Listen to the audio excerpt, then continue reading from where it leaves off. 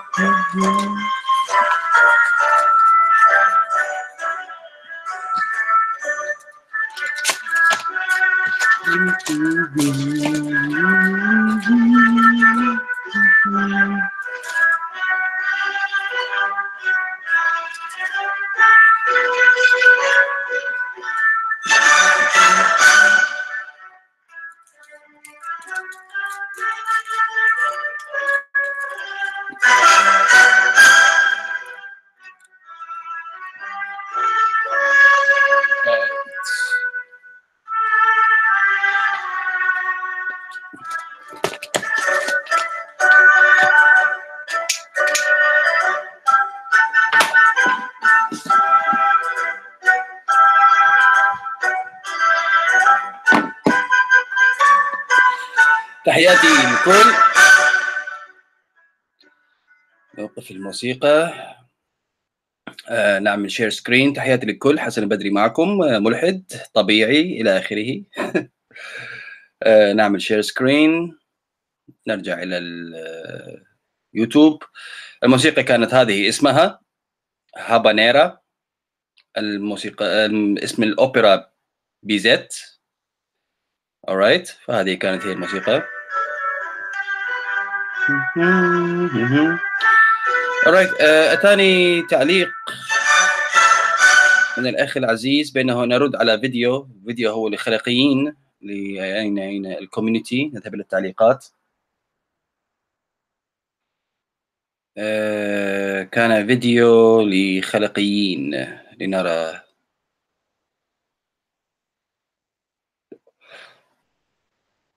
أين الفيديو؟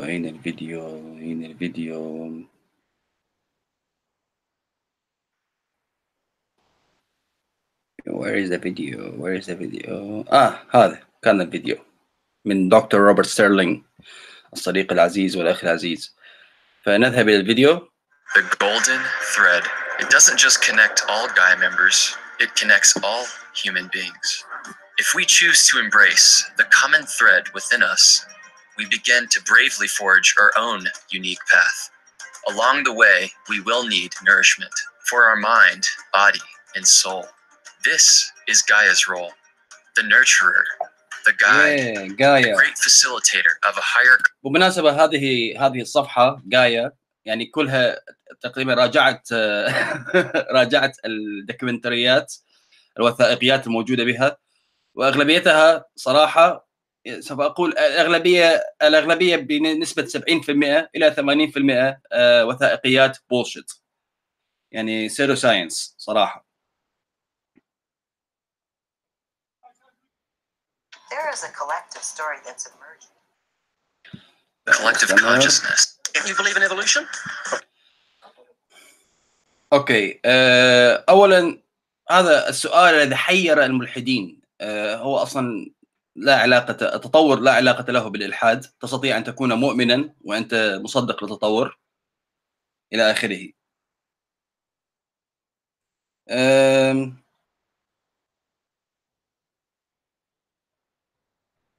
المهم، أول شيء do you believe in تطور in evolution. بالإنجليزي يعني البليف هو ينقسم إلى قسمين. التصديق، الإيمان، ينقسم إلى قسمين. ينقسم believes أن ينقسم إلى faith. الفيث هو معناها الإيمان. البليف هو يأتي بمعنى الأكثر دقة أو أكثر لنقل صرامة أو أكثر إثباتا، وهو معناها التصديق. هل تصدق بالتطور وليس هل تؤمن. يعني هذه الترجمة من البداية سوف أقول ترجمة مضللة بعض الشيء. Of course I do, yes. Live science says of Darwinian evolution. It can turn dinosaurs into birds, apes into humans, and amphibious mammals into whales.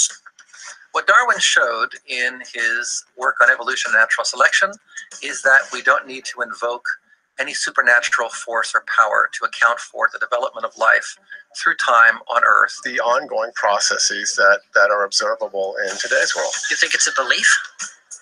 I think it's just fact. انظروا إلى السؤال. Do you think it's a belief؟ يوجد فارق بين الإيمان الترجمة الحرفية في الإنجليزي هي a faith. Do you believe it's a faith؟ سوف تكون بهذه الحالة الترجمة هل تظنين أو هل تعتقدين أنها إيمان؟ يعني هنا حرفيا التضليل بالترجمة أيضا كما نلاحظ. وناهيكم عن المقدم الراي كومفورت، هو شخص كنائسي مسيحي خلقي يؤمن بالأرض الأرض صغيرة العمر، يعني يؤمن بأن الكون والأرض أجمعه لا يتجاوز 10,000 سنة، يعني young earth creationist. I think more like facts. There is too much evidence to ignore. Do you think it's a belief? No, it's science. It's the way it happened. It's logical. You know, all the scientists pretty much agree with it. It's more of a fact. When did you start to believe? When I started to think for myself. When did you start believing? When I took my first biology class. It all started to make a lot of sense. The teacher made it very, very easy to understand. I generally trust the scientific community. Makes more sense than any religion or anything. The fossils they found of all the cavemen, the Homo sapiens, the dinosaurs, it shows clear evidence. I believe in science. What's your major here at this university? Biology. Your biology major? Yeah. You believe in evolution? Yes. What's your major? Geology. Chemistry? Biochemistry. Environmental science and policy. I'm a physicist. Biochemistry. Hey, do you believe in evolution? Yes, I do. Do you believe in evolution? Yes, I do. Of course. Yes, I do. I do believe in evolution. You believe in evolution? Yes. Are you a strong believer? Yes. Are you a strong believer? Yep. Yes. Yes. Absolutely. A scientific method is based on the collection of data through observation and experimentation. Science Daily. Could you give me some observable evidence that evolution is true? Something I don't have to receive by faith. Yeah. Some observable evidence. I mean, take a look at what happened 65 million years ago. Hang on, I can't. That's 65 million years ago. I believe, yeah. هنا مباشرة مغالطة عدم الاقتناع الشخصي personal incredulity fallacy، بأنه قال له منذ 65 مليون سنة، وقال له مباشرة هلو أنا لم أكن هناك، معناها لا بد أن أؤمن. توجد غير طرق يا أيها الغبي راي كومفورت وصاحب الفيديو المترجمه السؤال الذي حير الملحدين. يوجد فرق بين المنهج العلمي. نحن كيف نعلم بأنه الكون عمره 13 مليار سنة .7.8؟ كيف نعلم ذلك؟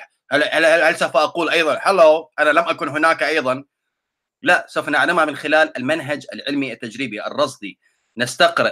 نستقرأ جزئيات وننطلق إلى الإكماليات. فكذلك ما يتبعوه منهج البيولوجي، يتبعون مثلا التخطيط الذري للكربون وتخطيط الأعمار الحفريات وهكذا دواليك.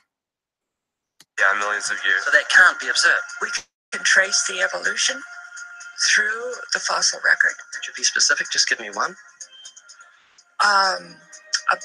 Between 6 and 7 million years ago. Hundreds of thousands to millions of years? So it's quite a long time. Yes. Millions of years. Yes. So it can't be observed. Evolution is... It cannot be observed. يقول يعني لا يمكن ملاحظته آنيا، ولكن هذا هو الفرق بين الرصد والمراقبة. إذا كنت أنت يا راي كومفورت صاحب الميكروفون، إذا كنت أنت غبي وجاهل بالمنهج العلمي، المنهج العلمي يتبع الرصد والمراقبة. يوجد فارق. المراقبة هي الآنية، الذاتية، الحالية. أوكي، نحن نراقب.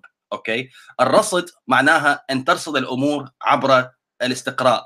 يعني مثلا كما قلت لك، عندما نحن نرصد الكون، أوكي، فبهذه الحالة سوف نستقرأ بالعمر والأعمار للكون أجمعه من ناحية الرصد الذي هو يتبع مراحل عدة ترصدها بالماضي وترصدها بالحاضر، وتستطيع أن تتنبأ بها ما يسمى في العلم predictive ability، التوقع المسبق، وتستطيع أن تبني عليها نتائج وتوقعات مسبقة قبيل حدوثها، وعندما تحدث تثبت النظرية بأنها هي صحيحة وصائبة. وهذا ما أثبتته نظرية التطور، نظرية البيج بانج، الانفجار العظيم، إلى آخره من النظريات العلمية. is not testable over time. We are condemned to live only for a few decades, and that's too slow, too small a time scale to see evolution going on. Richard Dawkins. We see nothing of these slow changes in progress until the hand of time has marked the lapse of ages. Charles Darwin. You've got the canine kind, the coyote, and the domestic dog, and there's the feline kind, which is the cat, the tiger and the kitten, and you've got humankind. So Darwin said there'd be a change of kinds over many years. So could you give me one example of observable evidence of a change of kinds? For instance, the fossil record shows. أولا هنا أيضا خطأ بالمصطلحات العلمية. الأصناف هي ليس kinds كما يقال باللغة الإنجليزية. يعني سوف أذهب وأريكم أيضا الشجرة ما تسمى تاكسونومي.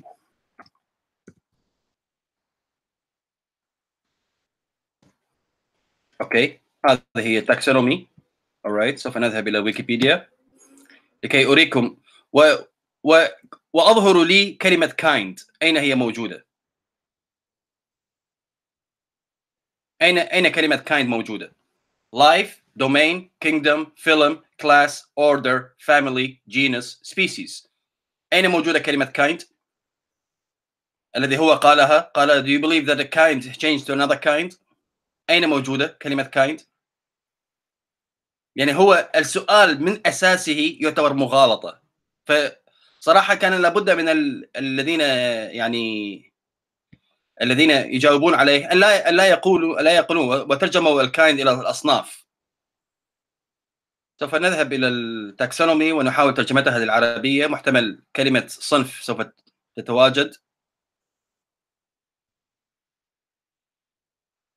نوع، جنس، فصيلة، رتبة، صف، شعبة، مملكة، نطاق، حياة. حتى الصنف ليس موجود في اللغة العربية. kind كما يقال باللغة الإنجليزية. وهذه هي المشكلة. النوع يعني species أحيانا تتفرع هذه إلى sub species. فحتى لو النوع السب species قد تفرقت، هي ما زالت إلى نوع واحد، هي ما زالت إلى جنس واحد، هي ما زالت إلى فصيلة واحدة. فإن سألت هل تغيرت فصيلتها؟ بالطبع لا، ولكن التنوع قد حصل. يعني نحن والقردة من نفس النوع. we are different species. عفوا، نحن مختلفين من الأنواع، ولكننا ما زلنا من جنس واحد، ما زلنا من فصيلة واحدة، ما زلنا من رتبة واحدة، من صف واحد، من شعبة واحدة، من مملكة واحدة، ومن نطاق واحد إلى آخره. فهذا يعني صراحة السؤال هو من أساسه مغالط. Yes, so could you give me one example of observable evidence of a change of kinds? For instance, the fossil record shows the common ancestors of all carnivores, that cats and dogs were once linked, once united by a common ancestor. How long ago? This, I believe, was like 60 million years ago. I don't want something I have to accept by faith. I want it to be observable evidence. وهذا ليس faith. يعني هو يقول أنا لا أريد شيئا. لاحظوا الكلمة هنا. قال كلمة faith وترجموها إيمان، وقبل قليل قال كلمة believe وترجموها أيضا إيمان. وهذا هنا المغالطة والتدليس بالترجمة. نعيد ونسمع. 60 million years ago. I don't want something I have to accept by faith. I don't want something to have to accept by faith. لا أريد شيئا أقبله كإيمان. faith، الفيث هو الإيمان. believe معناها التصديق. يوجد فارق بين الإيمان والتصديق. وهنا أيضا رأي جدا غبي، لأنه هناك أشياء طبعا نحن لا نرصد كيف تنوعت الحفريات إذا هي أصلا منقرضة وماتت، بإمكاننا رصدها، ولكن توجد وسائل أخرى تستطيع التحقق بأنها من نفس العائلة، من نفس الرتبة، من نفس الشعبة، من نفس تصنيف هذه الأمور. كيف سوف نعلم؟ من خلال الجينات، من خلال الشجرة الجينية phylogenetic tree. أوكي، سوف نعلم بأنه هذين النوعان two species مثلنا نحن والقردة، نحن والشمبانزي، نحن والبونوبو، نحن والأورانغوتانغ، نحن والغوريلاز، نحن أنواع مختلفة ولكننا ننتمي إلى جنس واحد. كيف؟ من خلال التحليل الحامض النووي والجينات ننتمي إلى فصيلة واحدة. هذا لا يعني أحتاج أن أراقب كيف انفصل الإنسان عن القردة العليا لا أحتاج إلى ذلك.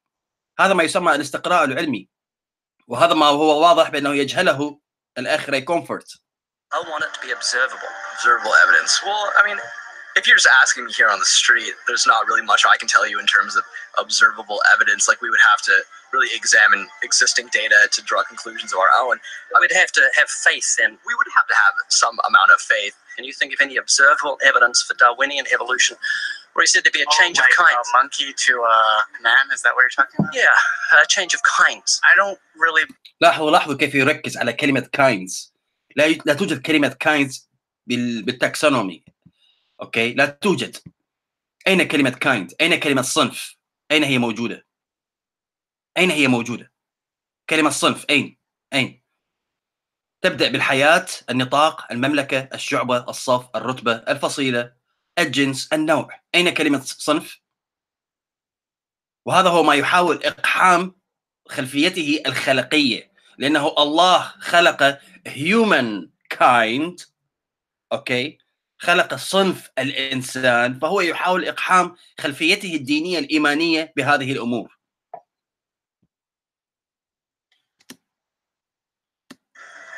believe there's any proof for that yet? Well, monkeys are the only ones with the 5th digit, like we have. Koalas have a 5th digit. Did you know that? I didn't know that. Kangaroo.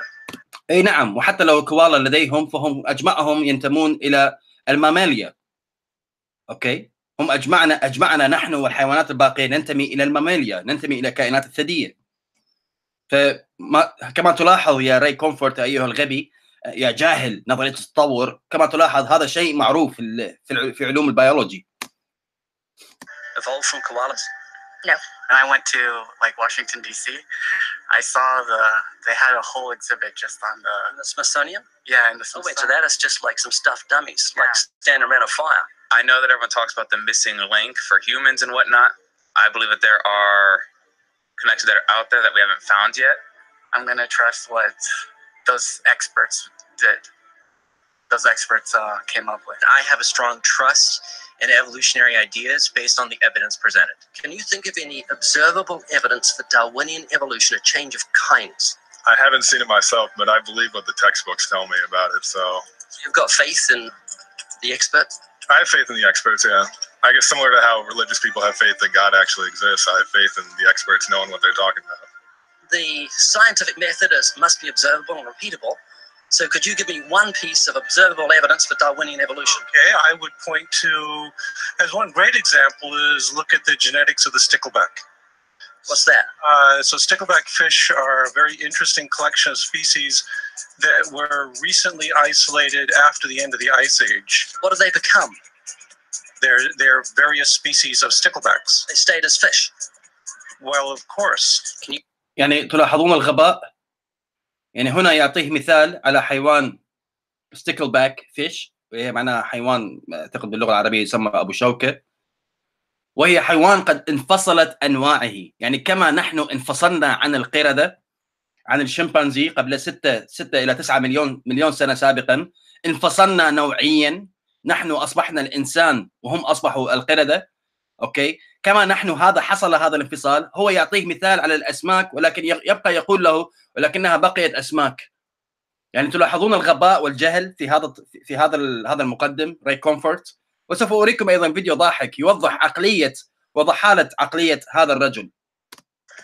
Well, of course. Can you think of any observable evidence where there was a change of kinds? Fish. Human beings are still fish. Human beings are fish? Why, yes, of course they are. How long did that take? A couple billions of years, millions. A couple of millions? How is that observable? It's not. We came out of the ground as a mammal, and one mammal created... Come out of the ground? Didn't we come out of the sea? Well, initially in the beginning, we came out of the ground and the sea after the great destruction of the... So do we have lungs or gills when we came out of the sea? You want to know something?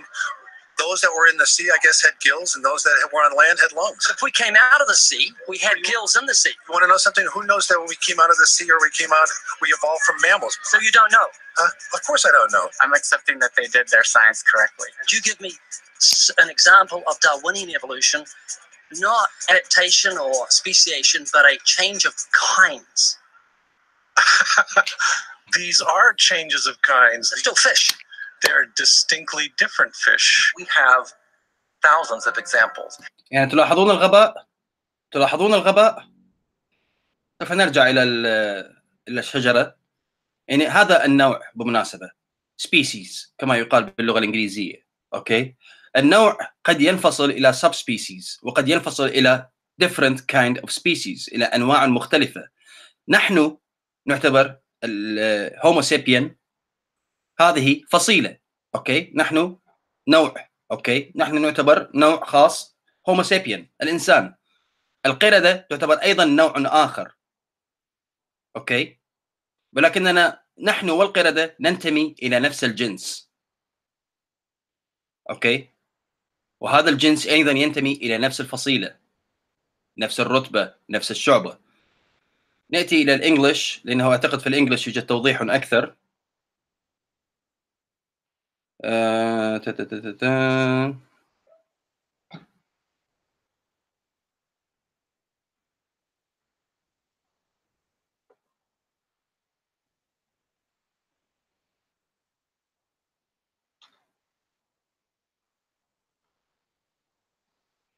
أريد رؤية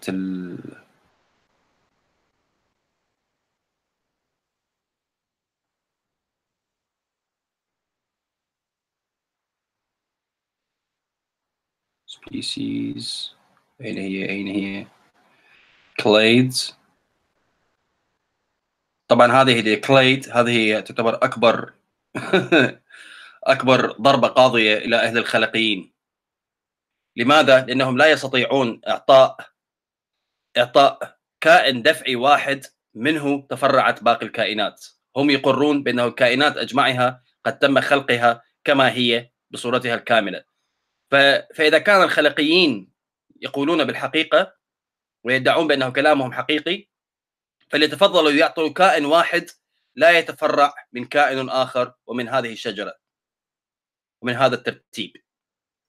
فليتفضلوا يعطوا مثلا كائن أسد، إنسان، إلى آخره. يعطي كائن لا ينتمي إلى الكلاس، لا ينتمي إلى الفيلم، لا ينتمي إلى الكينجدوم، لا ينتمي إلى الدومين واللايف. أوكي، فليتفضلوا بإعطاء هذه.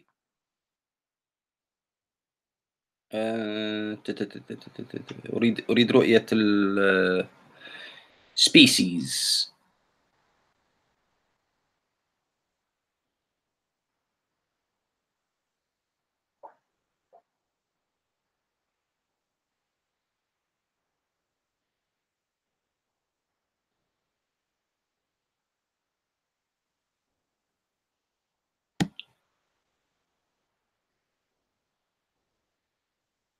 اوكي، دخلنا على species.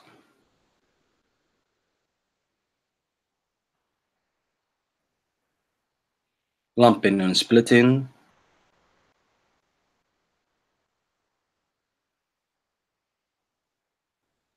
يعني هؤلاء الطائران هم من فصائل مختلفة ولكنهم ينتبعون، يعني هم يعتبرون sub species ولكنهم كلاهما ينتبعون إلى نوع واحد. وهذه ما تسمى مايكرو سبيسيز، الأنواع المصغرة التي تختلف باختلافات صغيرة كما تلاحظون بالفراشات، بالتوت، بالضفادع. أو الهايبريديزيشن وهو معناها مثل التطعيم أو مثل التهجين لنقل بطريقة أصح، وهي أن تهجن، أن تجمع فصيلتين مع بعض.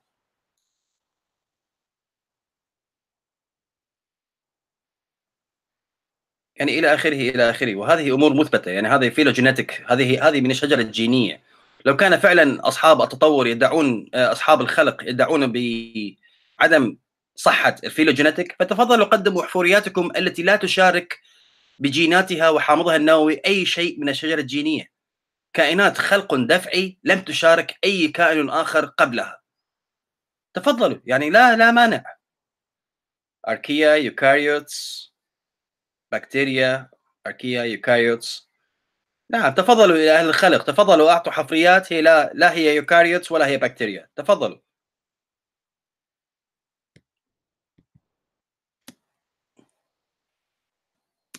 Can you give me one?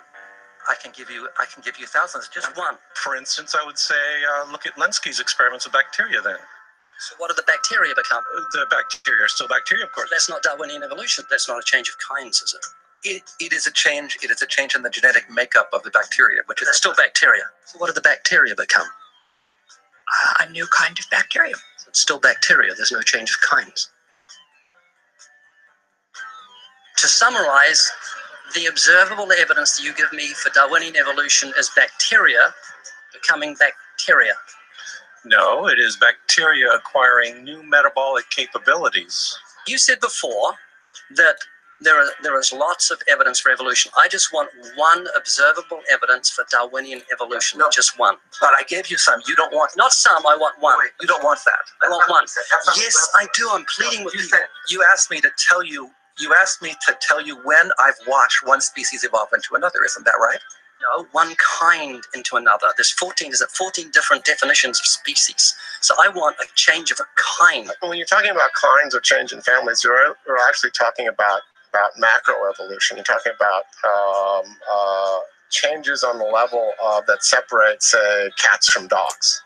Could you give me any examples of Darwinian evolution? Well, when you say examples of that, then you have to sort of look at over a longer time frame. It has nothing to do with faith. Faith is something that I have to, unseen, I have to believe in. That's it, unseen. Look, do you believe evolution?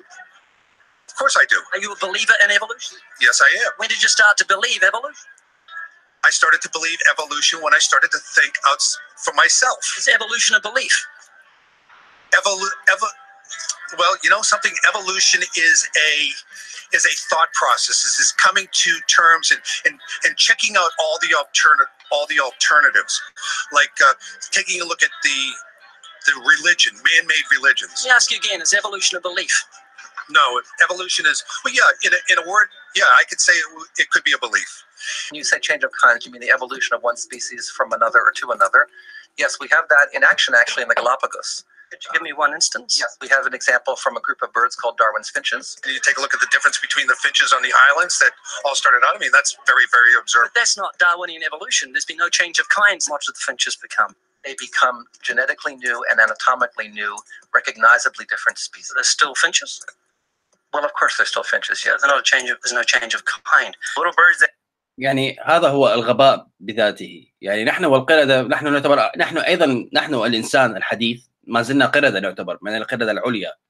اوكي، فنحن ايضا نقول اذا بهذه الحاله حسب رايك راي كومفورت، اذا نحن والقرده والشمبانزي نحن متساويين، لاننا ما زلنا قرده، ما زلنا نتبع نفس العائله، نفس الفصيله، نفس الرتبه، نفس الشعبه الى اخره. يعني هذا هو ما يغالط به راي كومفورت صاحب الميكروفون، وسوف اريكم راي كومفورت. هو شخص من نيوزيلندا وخلقي ويانج ايرث كرييشنست، يعني يتبع الارض الفتيه التي لا يتجاوز عمر الارض 10,000 سنه. That he had observed that. What did they become? Their beak shapes. They're still birds. Yes, 3 finches that turn into different types of birds. They're still finches. Well, for example, Darwin and his study on evolution of the birds on the island that he went on to there. Their beaks changed? Their beaks. They're still birds. There's no change of kinds. That's within the kind. Evolution on the...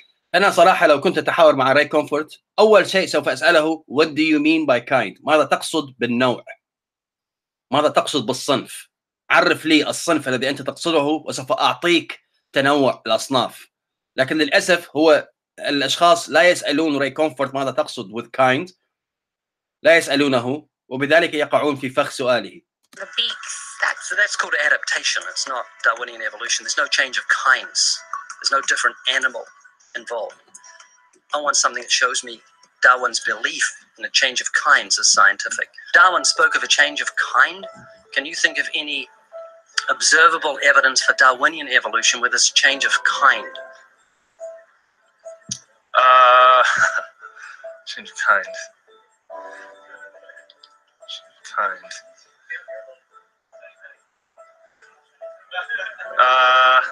I'm gonna have to think about that one a little longer. You give me anything that I can see, observe, and test, which is the scientific method for Darwinian evolution, a change of kinds. Test and observe.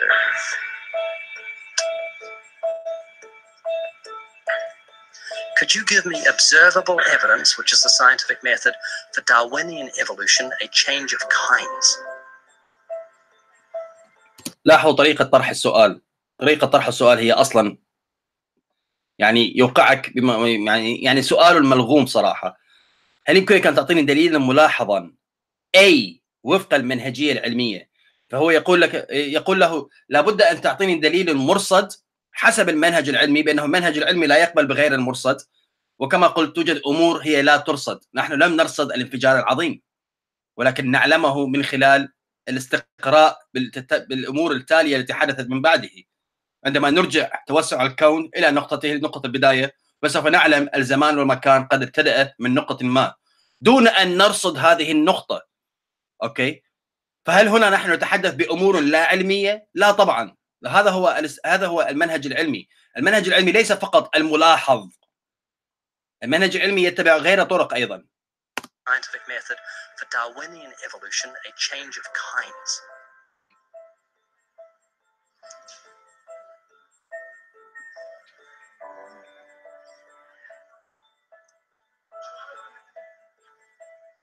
Okay, I gotta think about it.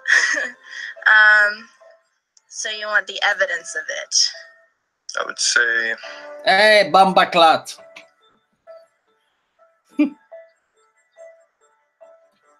يا أخي هذا يبين smoking joints، أوكي، يدخن حشيش، فلا تسأله هذا.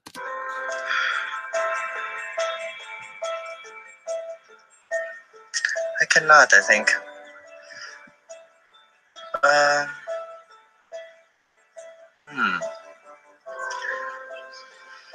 It's a hard question, actually.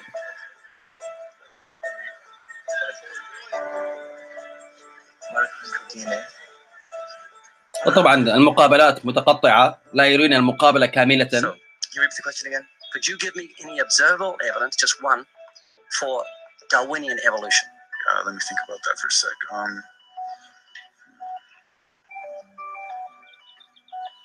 Observable evidence, something where we don't have to exercise faith, something that can be observed, like the scientific process, observable. That's a good question. That one I'm not quite sure. You can't think of any observable evidence for evolution? No. How do you know it's true?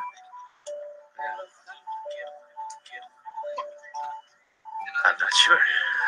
So Darwinian evolution is not observable, it's not scientific. I guess so. So it's unscientific. يعني أنت تسأل من؟ تسأل طلاب، يعني صراحة مع احتراماتي لكل الأشخاص الذين تمت مقابلتهم، ولكن بيزي مايرز أخرسك، العالم الآخر أخرسك، والسيدة الأخرى أيضا أخرستك، ولكن أنت تتجه إلى طلاب الذين هم مع احتراماتي لهم قد يجهلون بعض الأساسيات المتواجدة في نظرية التطور، فلا يستطيع أن يجيبك، وخاصة لما تسأله بأمور دقيقة جدا ومفصلة جدا. Can't prove it scientific. Actually, you could prove it. It could be proven. Just do it for me. That's hard. I don't.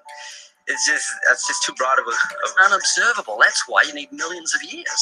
Yes, exactly. You're trusting the biology majors and the biology professors know what they're talking about, and they can't even give me evidence of a change of kinds. Well, بل أنت تكذب، بل هم أعطوك تغير الأنواع وليس أصناف كما تترجم هنا.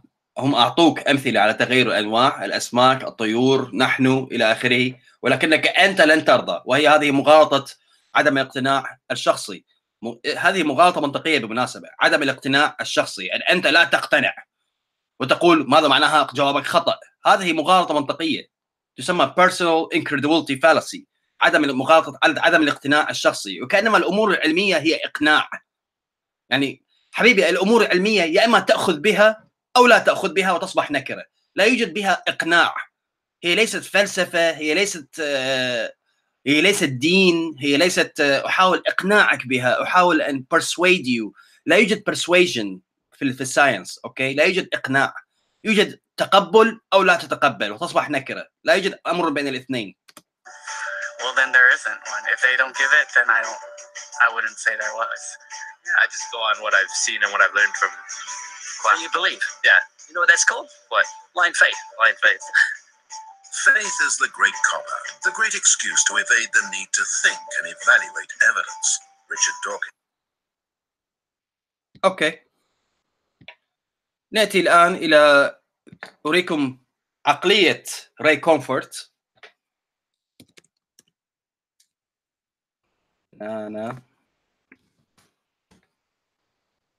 أريكم عقلية راي كومفورت. بنانا مان. نكتب راي كومفورت. يظهر أول بحث. انظروا إلى طريقته لشرح. هذا هو كان الذي يقيم المقابلات. انظروا إلى طريقته للشرح لإثبات وجود الإله، بأنه صنع الموزة لنا خصيصا. تفضلوا ولتروا الإبداع بالتفكير العلمي الرائع الذي يحمله هذا الرجل الذي كان يطرح الأسئلة. This is an ad for a project management tool called Monday.com. This is what it looks like, and this is what it feels like.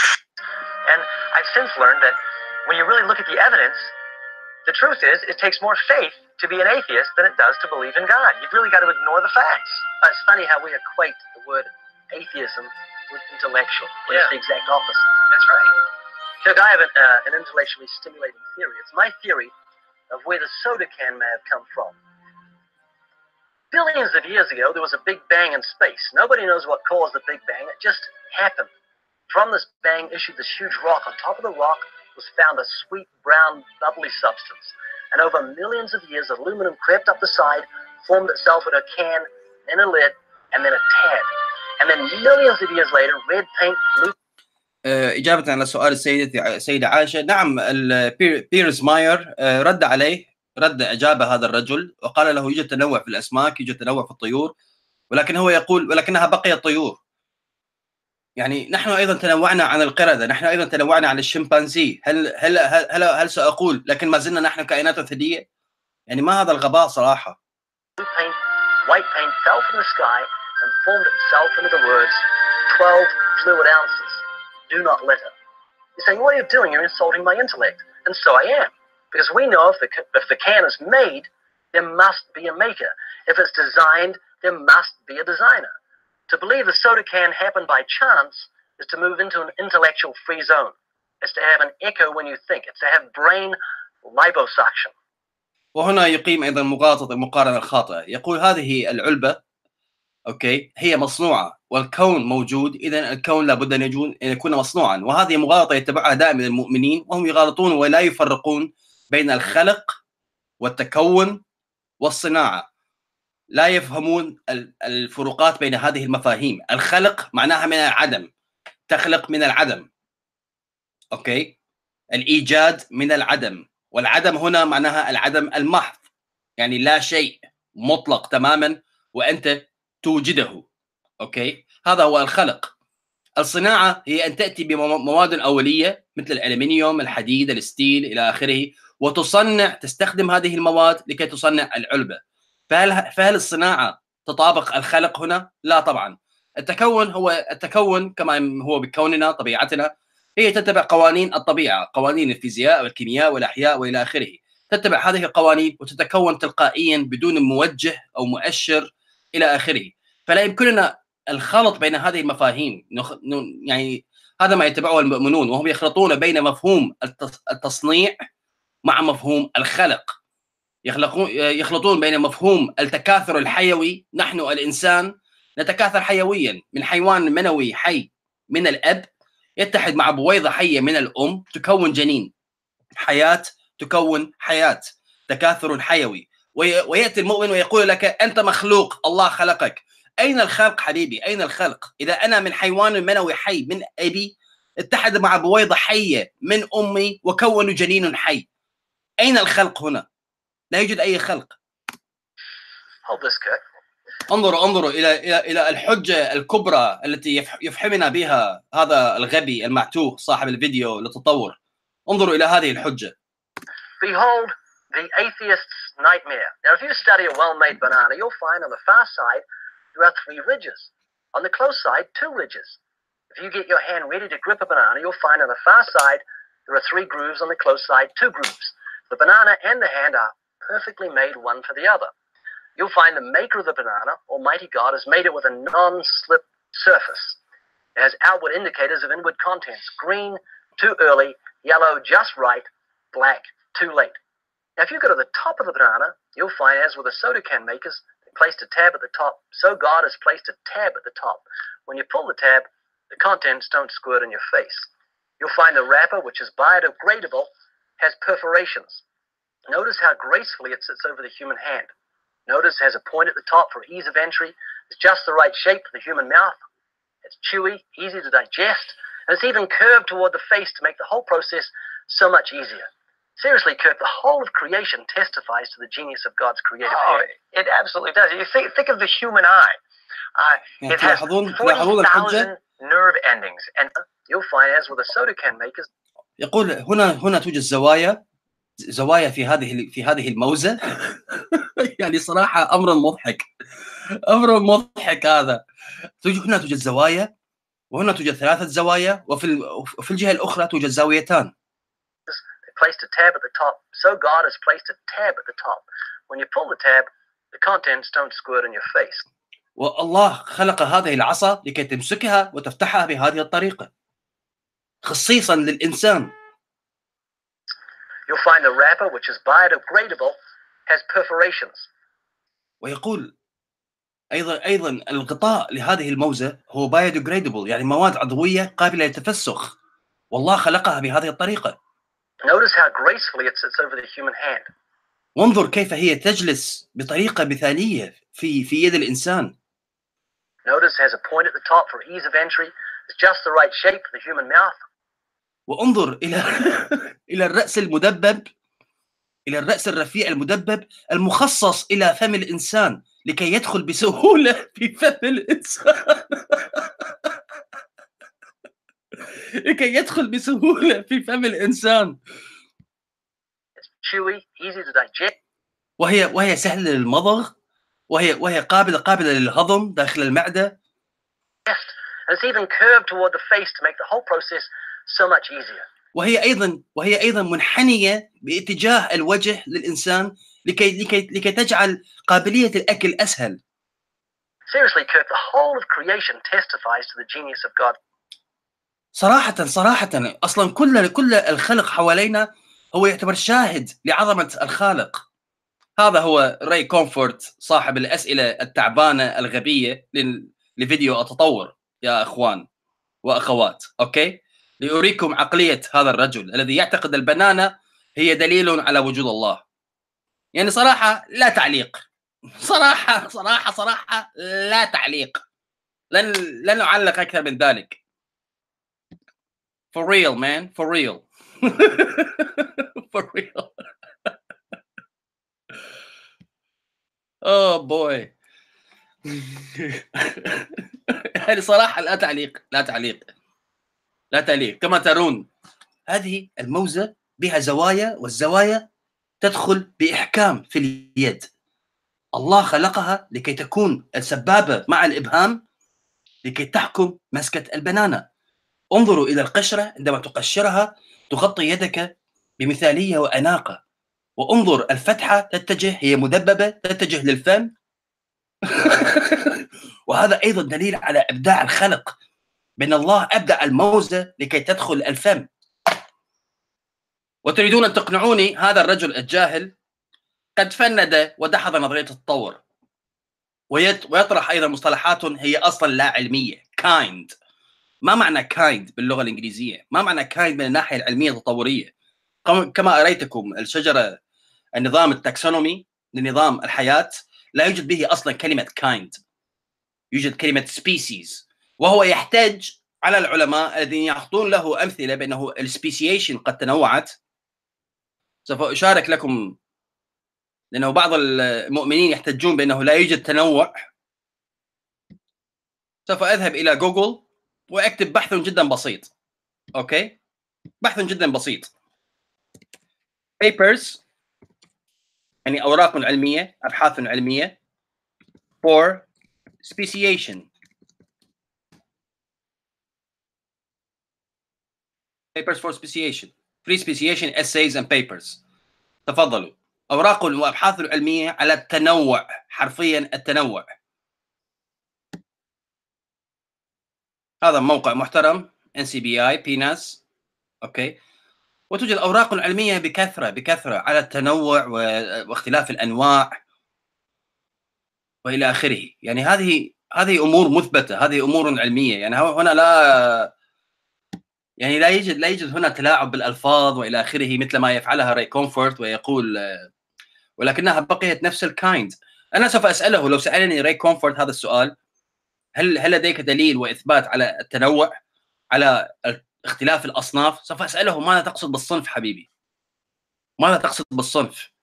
لأنه من خلال الصنف، إذا عرف لي الصنف من خلال الشجرة الجينية، أستطيع إجابته. سوف أقول له نعم، في فلان وقت الشجرة الجينية قد تفرعت. سوف أشارك معكم أيضا الشجرة الجينية لكي ترون ما أقصده بالشجرة الجينية. phylogenetic not papers, I wanted a tree. اوكي، هذه الشجرة الجينية. فأنا هنا أحاول أن أفهم ماذا يقصده راي كومفورت، ماذا يقصد بالشجرة الجينية بالصنف. إن كان يقصد بالصنف هو هنا، فأستطيع أن أقول له نعم قد تفرعت إلى هنا وتفرعت إلى عدة أنواع. ماذا يقصد بالصنف؟ حتى لو يقصد الصنف مثلا الفنجي وهي معناها الفطريات، فالفطريات أيضا هي قد تنوعت إلى أنواع الفطريات. البلانتس أوكي، هي أيضا تنوعت إلى أنواع البلانتس. أوكي، يعني إلى آخره. فهذا كل ما في الأمر، وهذا الرد السريع. طبعا الفيديو بعد ذلك سوف نضحك قليلا، لأنه سوف أراجع فيديو من فيديوهات أمين صبري لنضحك قليلا، لنحشش ونفرفش قليلا قبل آخر فيديو وهو مع هيثم طلعت.